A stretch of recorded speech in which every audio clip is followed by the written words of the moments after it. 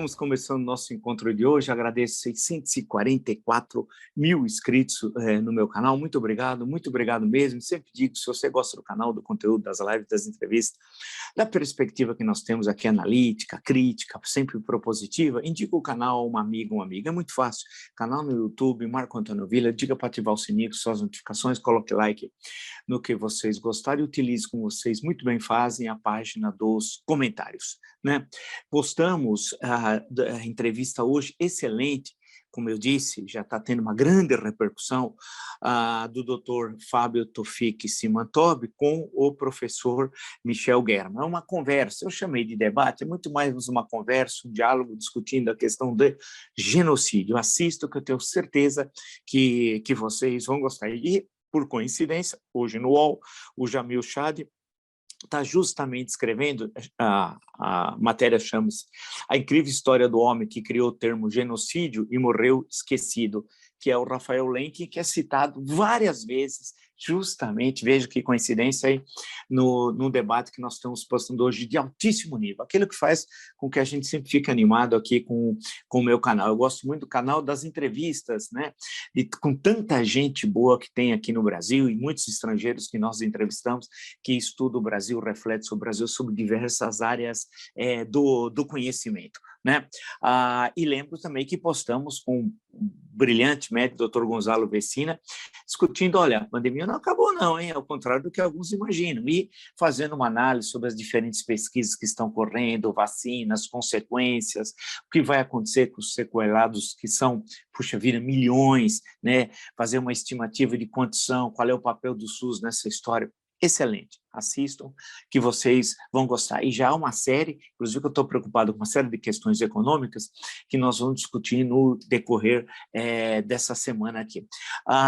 Queria também destacar que nós criamos o Clube de Membros, uma coisa muito legal, muito bacana, cliquem lá. Tem coisas muito interessantes, é um material exclusivo que a gente vai produzindo e vai alimentando para o clube. Eu acho que é super legal, super bacana, eu estou gostando de fazer, assistam lá, cliquem que tem todas as informações, uma coisa muito simples. No Twitter vocês podem me seguir pelo Vila Marco Villa, no Instagram @Marco Antônio Villa Oficial, e na plataforma de cursos www.cursodovilla.com.br. Lá vocês encontram todas as informações sobre os 3 cursos que estamos oferecendo, ou seja, História Política das Constituições Brasileiras, História da Ditadura Militar no Brasil, que é fascismo, www.cursodovilla.com.br, né? Li todo o noticiário do dia, né? Só queria fazer uma correção, um amigo me lembrou corretamente, onde eu fiz a referência, são diretores contemporâneos, né, italianos, o Visconti e Rossellini, era para falar do Roberto Rossellini, eu falei do Visconti, do filme A Vinda ao Brasil, de fazer um trabalho sobre a fome, um filme sobre a fome, por influência do livro do José de Castro, do final dos anos 50, Geografia da Fome, e a toda uma literatura que ele produz, que é muito importante, né, e eu acabei, na hora aqui no improviso, que a gente vai falando de improviso, sem querer, e são 2 grandes mestres do cinema italiano. Queria só fazer essa devida correção. Olhando todo o noticiário, é engraçado, em certos momentos, que quando parece que é um compasso de espera, lembrando até tem um filme, Compasso de Espera, né? Já é muito antigo, né? Mas importante, eu lembro, assisti, acho que no Cine Marachá, na Rua Augusta, que nem existe mais, faz muito tempo, mas a questão que se coloca, nós vamos ver uma espécie de compasso de espera, é interessante porque a CPI, na prática, terminou seus trabalhos, agora na terça-feira vai aprovar o relatório, entrou a questão do câmbio como principal assunto, né, disparada do dólar, queda da bolsa, aumento do risco Brasil, né, aumento dos combustíveis, possibilidade de greve de caminhoneiros, então tá nessa coisa toda. E depois diminuiu um pouco, o Bolsonaro dá uma entrevista com uma fala, na verdade, junto com o Paulo Guedes, uma coisa meio patética, os 2 reunidos, isso nunca ocorreu na história do Brasil, e os atores políticos estão olhando para 22. Isso que eu acho uma coisa fantástica, bem Brasil mesmo. É incrível a falta de sensibilidade política das elites brasileiras, né? E estou falando de elite aí no sentido mesmo, especialmente da elite política, mas não só. Então, olhando para outubro, dia 2 de outubro, que é o primeiro turno de 2022. Puxa vida, nós estamos em outubro do ano anterior. E parece que eles olham como se o Brasil tivesse condições de chegar tranquilamente a outubro de 2022 e escolher na urna eletrônica, ao contrário do que o Bolsonaro queria, né? Que é um absurdo que ele desejava. Na urna eletrônica você vai digitar o nome, que é o número, melhor dizendo, de quem você vai escolher para presidente da República, os dois mais votados, você vai votar, você vai escolher lá no final do mês, né? É um negócio assim meio absurdo, né?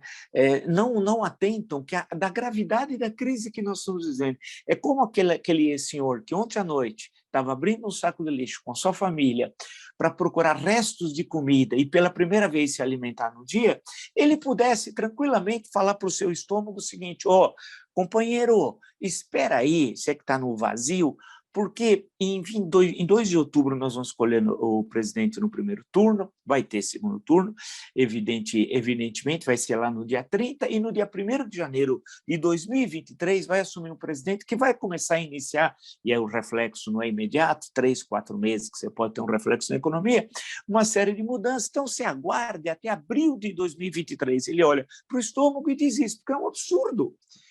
Ninguém entende a gravidade da crise que nós estamos vivendo. Li o noticiário sobre distribuição de renda, sobre a questão da desigualdade social. Achei estranho uma pesquisa aqui, mas não aparecia pesquisa em Totum, mas só referência, que depois vão divulgar. Não entendi muito bem, inclusive durante a semana eu vou atrás de pesquisadores que discutem isso para tentar ver direitinho o que é, porque me causou um assombro, quase que um assombro ao ler a matéria, salvo engano, está na Folha de São Paulo, né? Porque eu li tanta coisa já aqui de manhã. Então, o que me chama a atenção é essa coisa de olhar 2022, não, nós vamos olhar para 2021.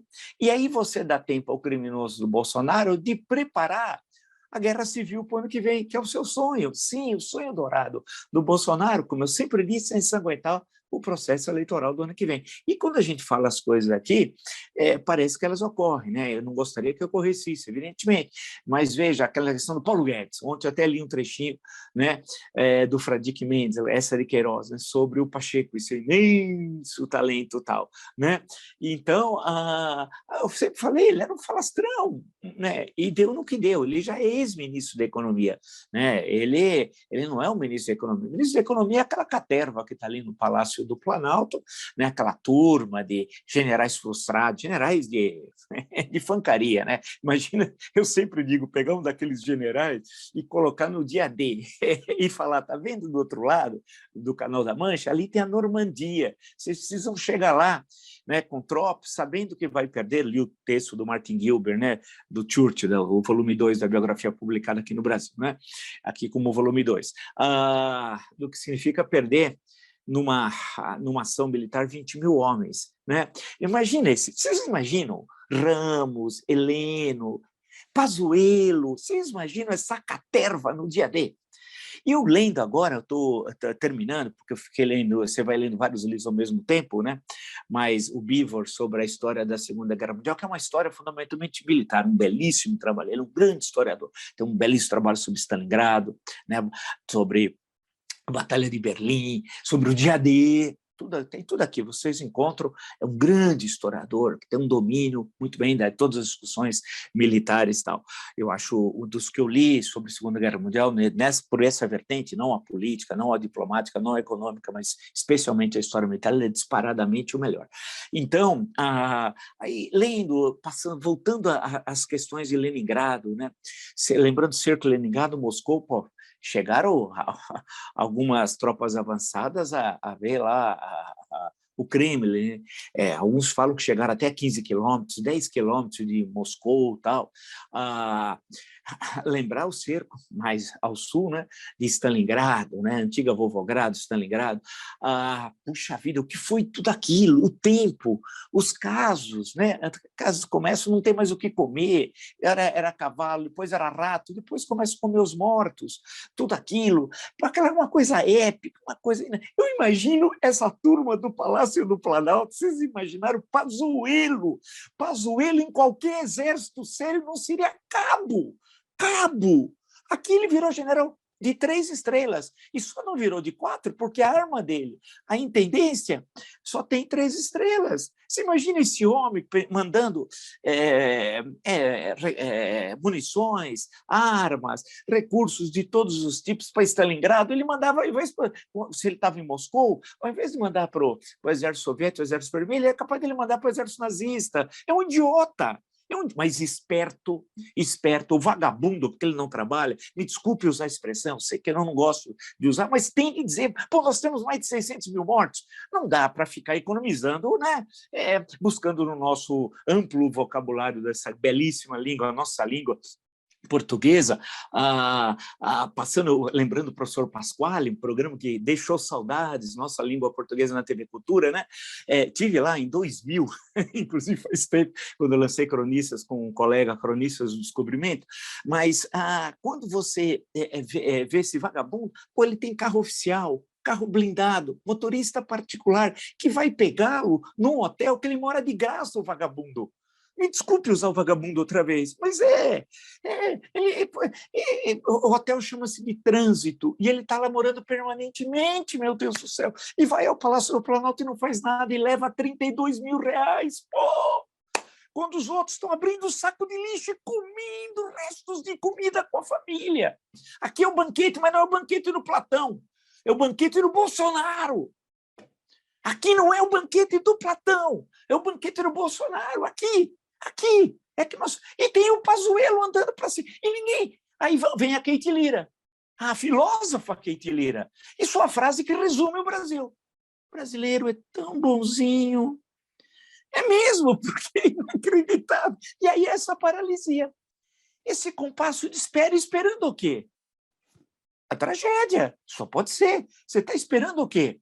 O que vai ocorrer. O cenário de caos social está apresentado. Voltando à Segunda Guerra Mundial, quando você vê, e o Beaver passa por isso, outros autores, nós sabemos, os grandes especialistas sobre a Segunda Guerra, né, vêm os avisos. Dia 22 de junho vai ter invasão da União Soviética, 41. Né? Vai ter invasão, olha, vai ter invasão. E o Stalin não, achando que era uma conspiração de todos os tipos, que eram os provocadores para jogar ele contra o exército nazista, e aquele deslocamento fabuloso de tropas, de tanques, de aviões. E ele, não, isso aí deve ser um exercício, o pessoal vindo, até que, quando eles estão fazendo a invasão, no momento que tem trem levando pelo acordo germano-soviético de Ribbentrop-Molotov, né, de 39, de agosto de 39, a guerra começa 1º de setembro, já ainda mandando minerais, produtos agrícolas, etc., do acordo feito. É inacreditável, tem trem passando e o exército alemão invadindo. Saindo ainda do território da Polônia ocupada, indo para a Polônia ocupada pela União Soviética, é bom lembrar que dividir, passa ali por Brest e Litovsk e tal, e vai invadindo. Então, é um negócio inacreditável, né? Porque está aí o cenário, porque o Bolsonaro se converteu e eles não estão nem aí. A Michelle, chamada de Micacha, Michelle, é tudo. Estava se fantasiando de palhaço durante a semana, de palhaça, junto com a Damares. A Damares é um negócio. Mulher má, mulher cruel, perigosa. Falsificou o currículo, disse que era mestre em direito constitucional. Eu não esqueço. Né? Aí falaram, mas como? Levantaram, passaram aqui CNPq, CAPES, olharam as bolsas, procuraram programas de pós-graduação, passaram o pente fino. A senhora não tem mestrado. Aí ela disse, vocês não entenderam, é no sentido de Paulo. Paulo é o Paulo de Tarso, São Paulo. Mas espera, mas não, que ele falou mestre. O Paulo de Tarso, Paulo de Tarso que inventou o cristianismo, uma boa discussão. Se não fosse Paulo, não teria cristianismo, mas é uma grande discussão, tanto que alguns chamam de paulinismo. Aí, tudo que foi o século I, né, uma grande figura, um hábil organizador, né? Mas aí seria aí a ponto de interrogação, o cristianismo mais uma seita judaica e tantas outras que surgiram naquele momento histórico. Isso dá uma grande discussão, tem uma literatura de altíssimo nível sobre isso, né? Teve uma época que eu me perdi historicamente, perdi e ganhei, né? Lendo tudo isso e tal. Então, mas essa senhora, ela simplesmente... mas espera, Paulo era um judeu helenizado, né? Ele não era não tinha, mas não era alguém de formação jurídica, etc. Tal. Muito menos havia uma constituição do Império Romano. Ou seja, eles não têm compromisso com a verdade, sabe que esse país esquece tudo. Sabe que esse país esquece tudo. Outro dia fui dar uma diagonal péssima, um trabalho sobre o Filinto Miller, eu já tinha lido um trabalho desse senhor, que era uma coisa horrorosa, e uma vez eu fui num programa de pós-graduação da primeira década desse século, e aí fiquei lendo trechos do livro, os alunos da pós rindo, mas estava no livro, e eu não sabia que aquele livro era usado na bibliografia por outro professor, naquele programa de pós-graduação. Putz, sabe? Mas o livro era horroroso, e esse senhor tem um livro horroroso sobre Filinto Miller, né? Fui dar uma diagonal, era uma porcaria danada tal. Mas o que interessa é o seguinte, esqueceram naquela época, em 45, 46, Filinto Miller e as barbáries, e como chefe de polícia do Distrito Federal. O que aconteceu? Porque na época a tortura estava na Polícia Civil. A tortura vai para os quartéis com a ditadura militar, né? E foi agora transformada em algo cult pelo o sujeito da Fundação Palmares, que se intitulou Black Ustra. Black Ustra. São tempos difíceis, ele está lá, esse cara está lá, a Damares está ali, e o Bolsonaro, o chefe da Orcrim, está aí, ele continua. E acha que ele se converteu usando Paulo, caminho de Damasco? Que isso? Ele está aí, cometendo todos os seus crimes. E agora o ministro, corretamente, Alexandre de Moraes, já acertei, dei uma diagonal para ver o que a quadrilha bolsonarista estava falando, a quadrilha das rádios, a quadrilha das TVs, que recortam depois tudo aquilo, eles espalham via fake news. Então, vocês sabem de quem eu estou falando, né? Incrível, eles têm um ódio do ministro Alexandre de Moraes, porque ele colocou o dedo nas fake news, porque as fake news, além dessas figuras, que né, ouso usar uma expressão até que eu falei, mas vamos usar a expressão para lembrar de Roma, Roma antiga, a cloaca bolsonarista, esses caras foram para os Estados Unidos, mas são nada. Assim como Sara Geromini. Você lembra da Sara Geromini hoje? Não, esses caras vão passar, mas é mais do que isso. Vocês têm que entender a origem, e aí o ministro deve estar correto, presumo, porque as investigações estão trazendo primeiro esse pessoal, aonde vem? Passa para os concessionários de rádio e TV. Ali tem coisa, e tem gente recebendo muito dinheiro, e recebe muitas vezes através de operações triangulares. Por exemplo, você pega uma empresa que apoia o governo, ela passa a anunciar na sua rádio ou no seu canal de televisão. Vocês entenderam como que é? Ou você usa um governo simpático para apoiar entre aspas, está comprando, e tem gente que vende carburante de aluguel. Não tem nenhum problema. Me lembro de um jornalista, era atribuído a ele, né? Entenda-se, na passagem do século XIX para o século XX, falava-se, mas o Alcindo Guanabara, atacava-se muito o Alcindo Guanabara. Hoje ninguém lembra mais quem ele é, né? Mas na época, Alcindo Guanabara, era um jornalista venal, porque havia muitos jornais venais e jornalistas venais ali no início da República. Tal. E aí tem um famoso caso, que eu preciso ver aonde eu li, porque eu li tanto, fiquei na Biblioteca Mário de Andrade 2 anos, todos os dias lendo, excetuando domingo, e dizia assim, embaixo ficavam as oficinas, tal, né? E eventualmente alguns jornalistas, em cima ficava a redação, tal. Então diz que um dia o dono do jornal acabou de entrar embaixo, tal, e falou, sendo um artigo era Semana Santa, sobre Jesus. Aí o Alcindo teria dito, segunda, contra a favor, né? Então, era isso. Então, tem essa turma aí que está agora, está furiosa com o Alexandre de Moraes. Eu vi umas coisas hoje, logo, fiquei dando risada, acertei, outra vez que eu disse isso. E eles vão começar a atacar violentamente o ministro, mais do que já atacam, via Roberto Jefferson, via concessionários de rádio, que ninguém é dono de rádio, hein? Concessionários de TV, produzindo as fake news, o gabinete do ódio espalhando, e a temperatura vai aumentando, e o Bolsonaro vai precisar dar uma resposta, porque, afinal, são os quadrilheiros que estão indo para a cadeia, né? E aí ele vai ter que entrar em campo, claro, porque você vai puxando o fio e vai terminar no Palácio do Planalto, e termina onde? Carlos Bolsonaro. E se Carlos Bolsonaro for preso? Você não acha que isso é impossível de ocorrer? O cenário está se desenhando, o Alexandre de Moraes está fazendo o seu trabalho brilhantemente com a Polícia Federal, etc, etc. Coisa está indo. Então, mas parece que está tudo em compasso de espera. Está todo mundo olhando para 2022, outubro, o presidente que vai assumir em 2023, o Congresso que vai assumir em fevereiro de 2023, e a vida segue. Então, há um descompasso com a cruel realidade social que nós estamos vivendo. O noticiário de hoje é isso. Se você pegar os 3 principais jornais, os portais, e não é os jornais os culpados nem os portais, não, eles apresentam o cenário. Então, tem entrevistas com A, com B, com C, mas você percebe claramente que estão dissociados da tragédia social, e essa tragédia é diferente das anteriores da história do Brasil, ela tem sua especificidade. Aí voltamos à questão que eu tenho insistido. Hoje não é o Brasil rural, é o Brasil urbano, mas não é só o Brasil urbano, é o Brasil das grandes regiões metropolitanas que são caldeirões de turbulência. Houve uma mudança na sociedade brasileira para pior, e, né, pior nas condições de água e esgoto, de educação, de saúde, a situação é muito grave, a desestruturação das famílias. Então, hoje, todo mundo é meio-irmão, porque só tem como elemento de referência a mãe, se você for olhar a mãe, porque como ela teve filho com vários pais, os filhos muitas vezes moram somente com a mãe, e a mãe passa a ser referência àquele tipo de família desestruturada, vira exemplo, acaba, entre aspas, para os filhos, e a coisa vai em progressão. A gravidez precoce, a questão de drogas, crime organizado, tem situações terríveis. E uma elite expatriada, que ela não está no Brasil. Ela fisicamente, algumas vezes, ela está. Mesmo quando ela está fisicamente, a cabeça está fora.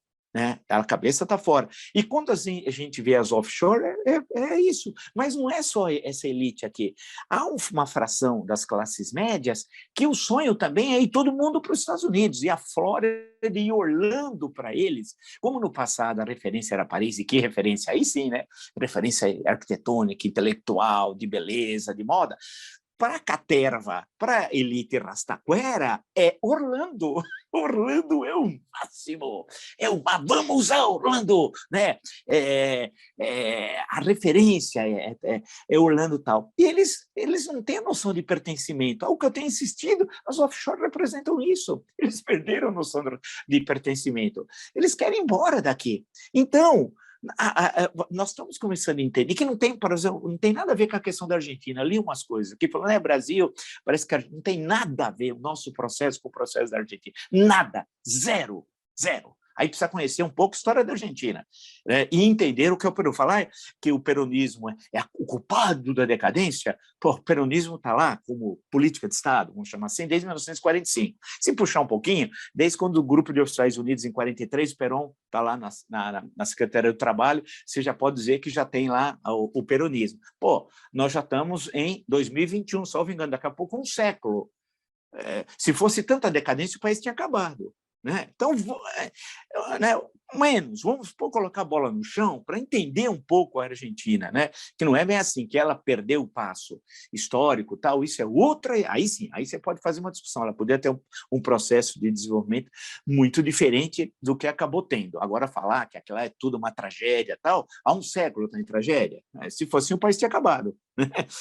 Então, vamos por partes, né? Apesar das agruras que a Argentina passou, vamos lembrar o período da ditadura de Videla, tal, especialmente do Videla, depois tem aquela sucessão até a vitória eleitoral de Raul Alfonsín, né?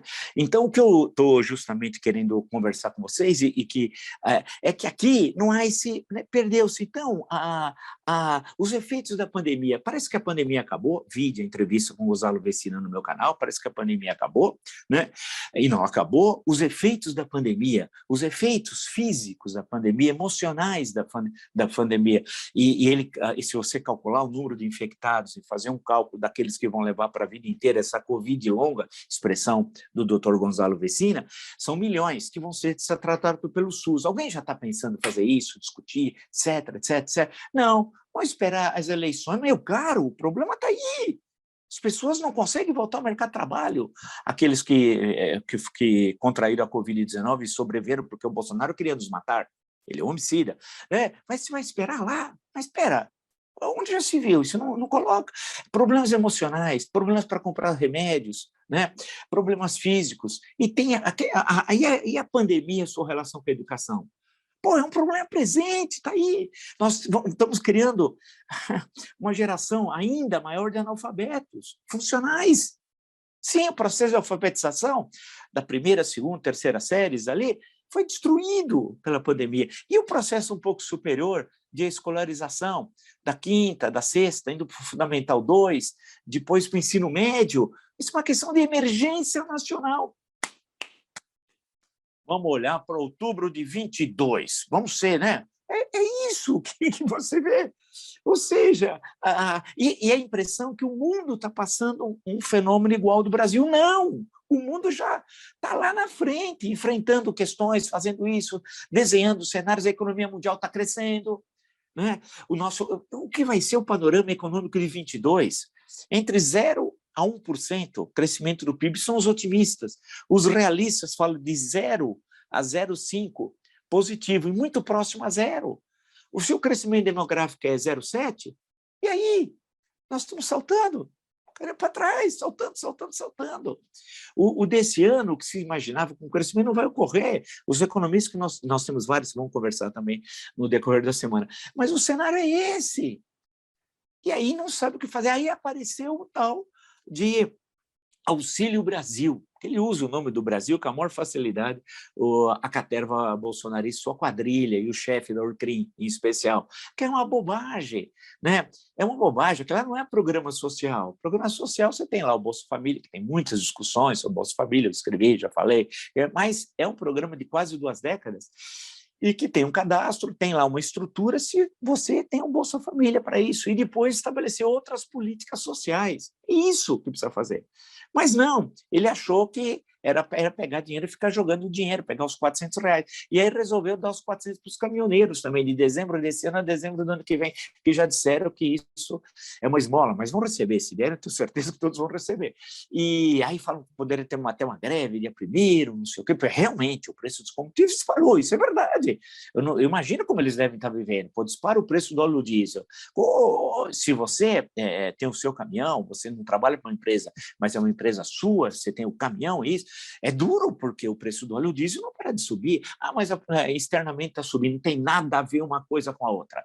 Você pode criar um fundo, uma estrutura que você não é afetado imediatamente por mudanças do preço do petróleo internacional. Basta que a Petrobras tenha um presidente, não um general. O general Lapazuelo. Só que esse tem 4 estrelas, está na reserva, mas é Lapazuelo, igualzinho. Só que é mais esperto, ganha R$260 mil por mês. R$260 mil por mês para fazer esse caos. E pior que da entrevista ninguém cobra. E a vida segue. Mas vamos esperar outubro de 22, a posse do presidente em 23 e efeitos na economia e na sociedade em abril, maio de 2023. Vamos esperar.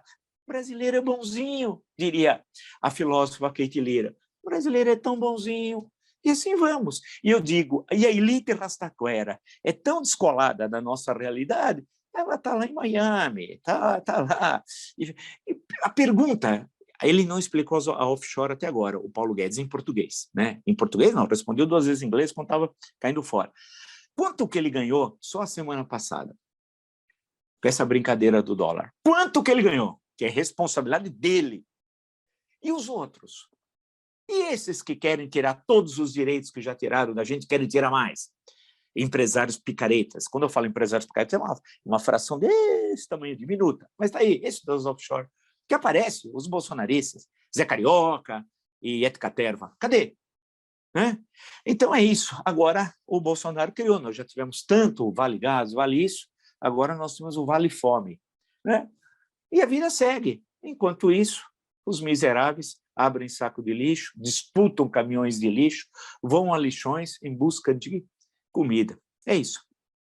Se você gostou dessa e de tantas outras lives no meu canal, está entre os 644 mil inscritos, muito obrigado mesmo, sempre digo, indica o canal a um amigo, um amigo. O canal é essa perspectiva, se você está vendo pela primeira vez também e vai se inscrever, é isso, né? Olha as nossas entrevistas, são mais de 150, né? Canal no YouTube, Marco Antônio Villa, dica para ativar o sininho, que avisa as novas postagens, coloca like no que vocês gostarem e utilize como vocês muito bem fazem a página dos comentários, né?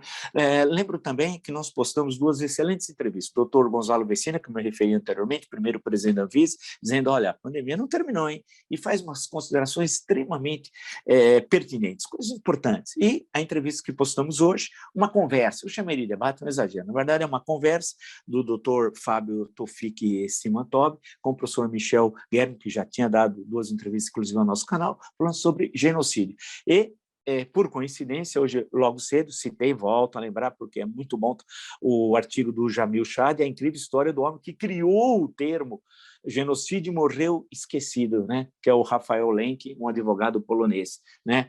Que perdeu 40 integrantes da sua família no Holocausto. O artigo dele é muito bom, do Jamil Chad, e assisto a entrevista, que está tendo excelente repercussão. E nós temos uma universidade aberta nas entrevistas, coisas muito boas, importantes. Tem algumas entrevistas que, vez ou outra, eu entro para me lembrar de um trechinho, ponho ali, assisto, falo, puxa vida, como não o entrevistador que sou eu, não tem, não, o entrevistado, como é legal, como tem gente brilhante no Brasil, né? E lembro também que nós criamos o Clube de Membros, é um azulzinho ali, seja membro, clique, tem todas as informações, é um conteúdo exclusivo que a gente produz ali para o Clube de Membros. É bem legal, vocês vão gostar. Lembrar que no Twitter vocês podem me seguir pelo Vila Marco Villa, Instagram, @Marco Antônio Villa Oficial, e na plataforma de curso, www.cursovilla.com.br. Lá tem todas as informações dos 3 cursos que oferecemos. História Política das Constituições Brasileiras, História da Ditadura Militar do Brasil, que é fascismo. www.cursovilla.com.br. No início eu esqueci de falar, é tanta coisa, é tanta leitura que eu estava com a cabeça também num livro lá, Lições de Literatura Russa, que estava acabando de ler lá do Nabokov, e vocês podem, é legal aí já uma outra coisa, um outro mundo no Instagram da minha mulher, @Letícia de Castro Villa, que é bem legal, tá bom? Nos encontramos amanhã, até!